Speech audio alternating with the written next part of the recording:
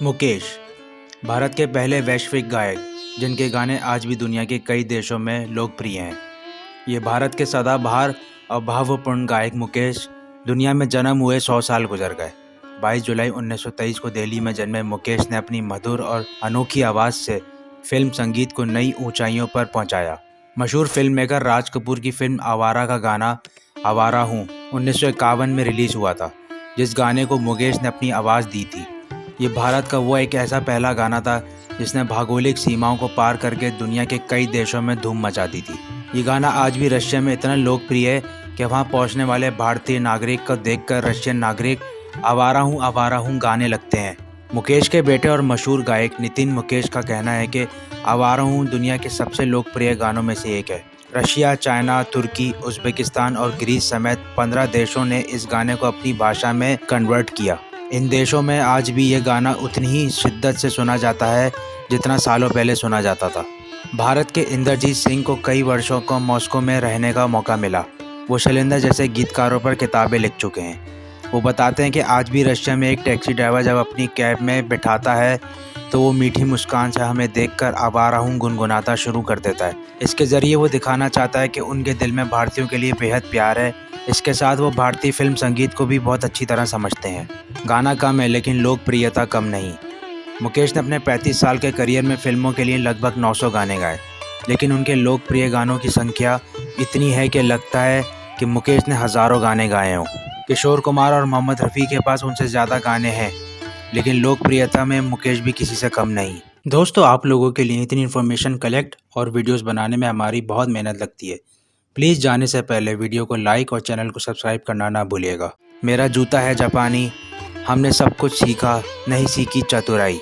बोल राधा बोल, चांद सी महबूबा हो मेरी, चंदन सा बदन, साजन से झूठ ना बोलो, सुहानी चांदनी, चल अकेला। मुकेश की आवाज़ का जादू इन जैसे कई गानों में दिखाई दिया गया। और फिर ये गाने किसने नहीं सुने? नैन हमारे, डम डम डीगा डीगा, रुक जाओ जाने वाली रुक जा, सुहाना सफ़र और ये मौसम हसीन, चांदी की दीवार, नैन बाकी प्यार, कहीं दूर जब दिन ढल जाए, जैसे गाने कौन भूल सकता है। भारत के पहले वैश्विक गायक माथुर और चांद रानी के छठे संतान थे। उनके माता पिता हरियाणा के हिसार से दिल्ली आ गए थे।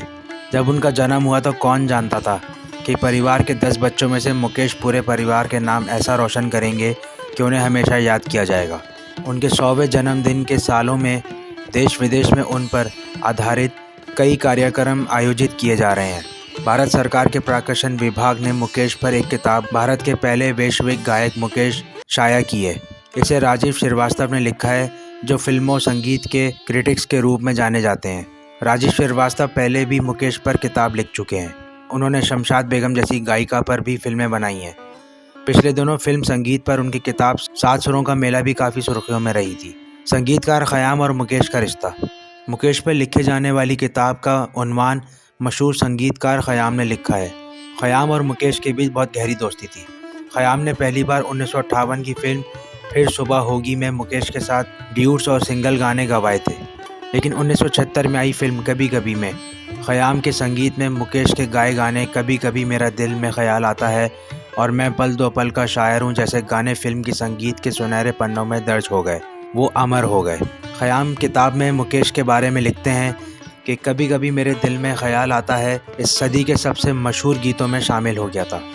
मुकेश भाई की रेंज भी अच्छी थी, कोई फ़र्क नहीं पड़ता कि धुन या सुर ऊंचा या नीचा हो, धीमा या तेज़ या अलग मूड हो।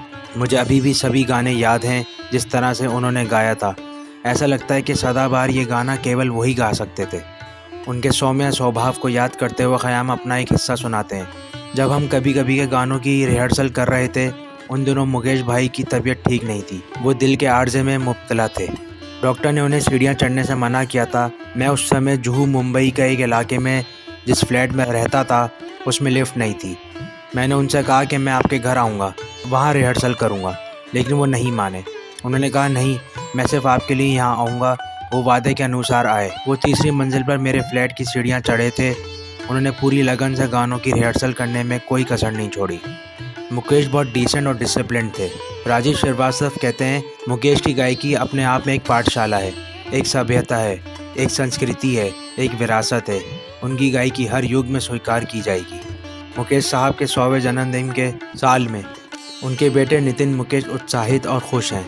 वहीं अपने बाप के आखिरी दिनों को याद करते हुए आज भी उनकी आंखों में आंसू आ जाते हैं।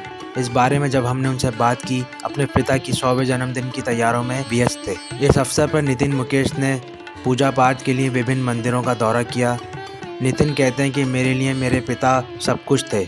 मैं उनको बहुत याद करता हूँ। उन्होंने जो संस्कार मुझे शुरू से दिए हैं, मैं उनका पालन करता हूँ। नितिन कहते हैं उनको ये नहीं पता था कि उनके पिता कितने महान हैं, कितने लोकप्रिय थे। वो सादा जीवन जीते थे। अपनी सफलता के शिखर पर भी उन्होंने अपने और अपने परिवार के लिए केवल एक ही कार रखी थी। अगर वो कार कभी कहीं और होती या ख़राब हो जाती, या तो वो बस या ऑटो रिक्शा से यात्रा कर लिया करते थे। लोग उन्हें बस में सफ़र करते देख चौंक जाते थे और कहते थे, मुकेश जी आप और बस में, लेकिन वो उस पर मुस्करा देते थे।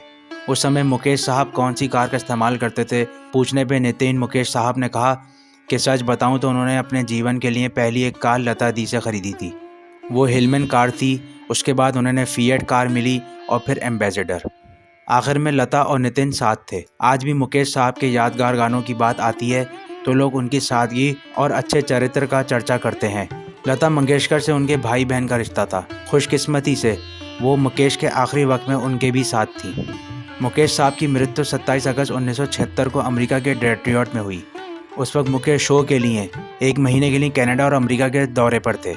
इन म्यूजिकल शोज़ में लता मंगेशकर भी उनके साथ थी। नितिन भी अपने पिता के साथ थे। कैनेडियन दौरा 24 से 25 अगस्त का था, जिसमें 2 शो डिसाइडेड थे। इस बीच में मुकेश साहब को थोड़ी ठंड महसूस हुई और उन्होंने लता साहिबा से कहा कि मेरी तबीयत ठीक नहीं है, क्या आप आज मेरी जगह नितिन के साथ 2 या 3 गाने गाएंगी? लता जी मान गई। जब लता ने पहली बार नितिन के साथ कभी कभी मेरे दिल में गाना गाया तो ऑडिटोरियम में बैठे लोग दंग रह गए। ये देखकर मुकेश बहुत खुश हुए।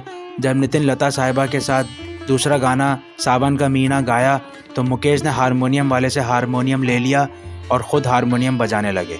शो के बाद मुकेश लता साहिबा से कहते हैं कि मुझे बुढ़ापे में पेंशन मिल गई है। आज मुझे यकीन है कि कल नितिन भी कुछ करेगा। इतना ही नहीं, होटल पहुंचते ही मुकेश ने अपनी पत्नी सरला बाई को फ़ोन किया और कहा कि आपके बेटे ने आज बहुत अच्छा काम किया है।